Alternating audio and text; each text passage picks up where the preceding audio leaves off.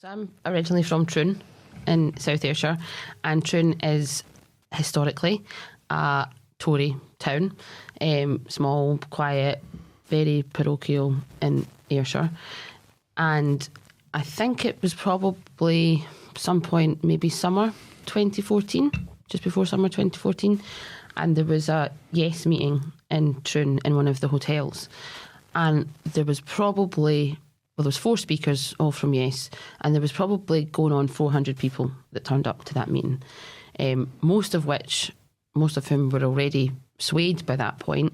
But the fact that they even came out of their houses to come to a meeting like that in Troon was unheard of. It just didn't happen. It had never happened before and ultimately hasn't happened since. That, for me, felt like this can't go backwards. Like something's been let out of the box here and it can't go backwards. And everybody in the town, on the streets, were talking about issues of social justice, issues of transforming society. It certainly wasn't any, for my part, certainly didn't hear sort of backwards nationalism, as people, I suppose, have called it since.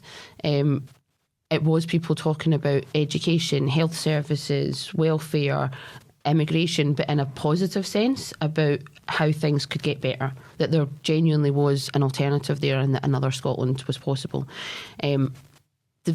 The last point that I really felt like that, I suppose, before the referendum was also the last Saturday before the referendum. Do you remember in Glasgow there was a big day of action just on the streets, doing stalls everywhere, and people were going out doing canvases from Buchanan Street.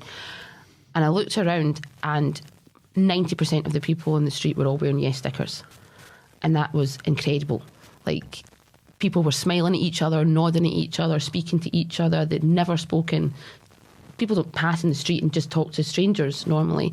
But everybody, the vibe there, the whole atmosphere was so positive. And it really felt like, yeah, we can do this. There's something really changing here and it's not going to stop.